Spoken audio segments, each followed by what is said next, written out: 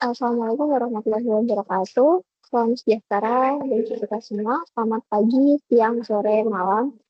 Bagi teman-teman dan ibu ini selaku dosen mata kuliah Bahasa Indonesia. Eh, Sebelumnya, perkenalkan nama saya Firnadia Firdausia dengan NIM 196254042.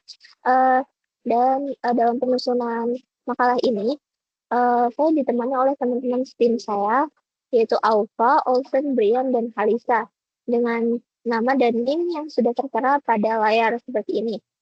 Baik, analisis kita kali ini berjudul Analisis Penggunaan kris terhadap Pendapatan Pedagang Konvensional pada Era Digital di Kecamatan Jatinangor, Kabupaten Sumedang. Nah, pada kesempatan ini saya akan memaparkan latar belakang, tujuan, metode, hasil analisis, rekomendasi, dan juga kesimpulan dari penelitian kami. Baik, langsung saja masuk ke pendahuluan. Yang pertama yaitu berupa latar belakang. Kenapa sih kami memilih topik ini? Yang pertama, perkembangan pembayaran digital berbasis kris, berbasis QR, khususnya yaitu kris itu tadi terjadi sangat cepat sejak tahun 2019. Hal ini mendorong pergeseran kebiasaan pembayaran, terutama di kalangan mahasiswa yang populasi dominan di Jatinangor. Di sisi lain, pedagang konvensional cenderung tetap menggunakan tunai sehingga berpotensi menimbulkan kesenjangan digital yang berdampak pada pendapatan mereka. Nah, berdasarkan fenomena tersebut, kami merumuskan masalah-masalah yang akan kami teliti. Yang pertama, yaitu bagaimana bentuk faktor penyebab meningkatnya penggunaan kris. Lalu yang kedua, bagaimana dampak kris terhadap pendapatan pedagang konvensional. Dan yang ketiga, bagaimana strategi adaptasi pedagang di era digital ini. Nah, langsung lanjut saja ke bagian ruang lingkup kajian. Nah, ruang lingkup kajian kami kali ini yaitu kajian konsep kris, sistem pembayaran digital, kurs geografis, dampak sosial ekonomi, dan strategi adaptasi untuk mendukung penelitian ini. Nah, adapun tujuan dari penelitian ini, yang pertama untuk mengidentifikasi faktor adopsi kris. Lalu yang kedua adalah menganalisis pengaruh kris terhadap pendapatan pedagang.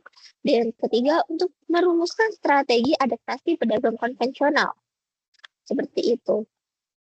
Nah, dan metode penelitian yang kami gunakan untuk melakukan penelitian ini berupa teknik pengumpulan deskriptif analitis dengan teknik pengumpulan data berupa studi literatur, survei terhadap 87 mahasiswa ITB Jatinangor, dan wawancara serta observasi terhadap 10 pedagang konvensional. Nah, data kuantitatif dari survei dan data kualitatif dari wawancara ini nanti akan kami gabung untuk menarik kesimpulan yang komprehensif, begitu. Nah, langsung masuk saja ke teori dasar penggunaan kris terhadap pedagang konvensional. Di mana bisa dilihat, kami mengkaji tentang pengertian dan perkembangan kris. Mulai dari apa itu kris yang dijawab dengan kris merupakan sistem standar pembayaran digital nasional berbasis QR yang dikembangkan oleh BI bersama ASPI dan mulai diimplementasikan pada tahun 2019. Nah, hal ini mendorong transformasi terutama di sektor UMKM. Nah, faktor yang mempengaruhi munculnya kris ini yang pertama adanya kemudahan kegunaan. Lalu yang kedua ada manfaat yang mencakup kecepatan dan efisiensi. Dan yang ketiga ada resiko terhadap keamanan data dan potensi kesalahan teknis. Nah, strategi adaptasi bisnis tradisional di era digital ini, kami mengambil empat teori, yaitu untuk peningkatan literasi digital, lalu ada kolaborasi antar generasi, lalu ada pemanfaatan program pemerintah, dan inovasi layanan. Nah, berdasarkan survei yang telah kami lakukan terhadap 87 mahasiswa, preferensi pembayaran mahasiswa menunjukkan dominasi penggunaan kris sebesar 88,5%, di mana angka tersebut cukup tinggi. Sedangkan preferensi pembayaran tunai hanya sekitar 4,6% dan transfer bank hanya sekitar 3,4%. Temuan ini menunjukkan pergeseran kuat menuju pembayaran non-tunai di kalangan konsumen, utamanya di Jatinangor, karena didominasi oleh mahasiswa itu tadi.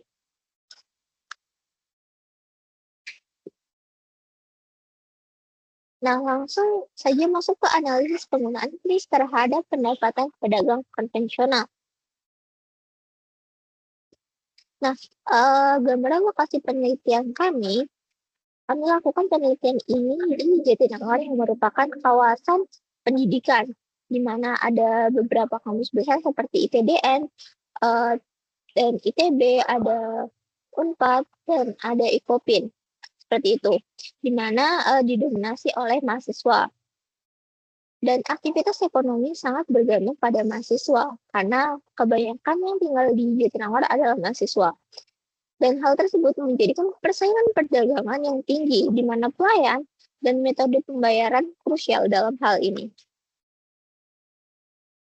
Nah, kami juga menemukan bahwa tingkat adopsi kris di pedagang itu sebesar 20%-nya menggunakan kris secara aktif, 40% punya kris namun jarang sekali digunakan. Ada juga 40% tidak menggunakan kris sama sekali. Dan 100% pedagang suka tunai karena cash flow-nya lebih enak menggunakan tunai.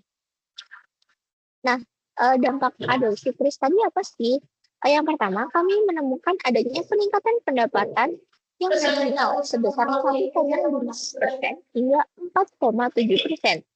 Jadi lumayan ada peningkatan pendapatan. Nah, lalu yang kedua ada perubahan perilaku belanja konsumen, di mana konsumen mendapatkan kemudahan berbelanja hanya dengan men-scan untuk membayar, tidak perlu menunggu kembalian dan segala macam. Lalu yang ketiga ada dinamika arus atau cash flow. Karena kris ini ada mekanisme yang cukup ribet untuk penarikan dan lain sebagainya, sehingga cash flow-nya agak susah untuk pedagang kecil, seperti itu. Nah, lalu strategi adaptasi apa sih yang kami sarankan untuk pedagang konvensional? Yang pertama, kami ada strategi jangka pendek berupa sistem pembayaran hybrid dengan delegasi operasional kepada anggota keluarga muda dan pemanfaatan program pendampingan bank. Lalu yang kedua, ada strategi jangka menengah, di mana yang pertama berupa literasi digital berbasis komunitas, lalu yang kedua optimalisasi fitur pencatatan untuk manajemen keuangan, dan yang ketiga adalah diversifikasi kanal penjualan, dan yang terakhir strategi jangka panjang yang cukup lama namun efektif untuk dampak jangka panjang juga. Yang pertama ada pembentukan koperasi digital pedagang, lalu yang kedua ada advokasi kebijakan pro pedagang konvensional, dan yang ketiga ada transformasi mindset.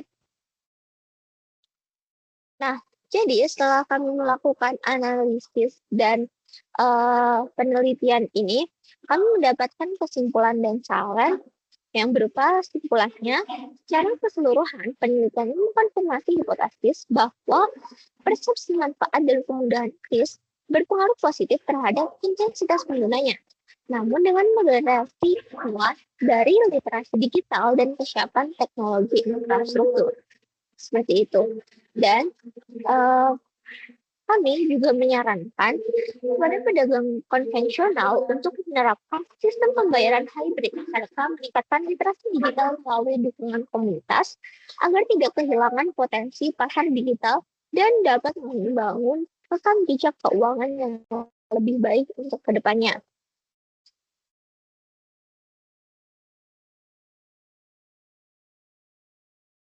Nah,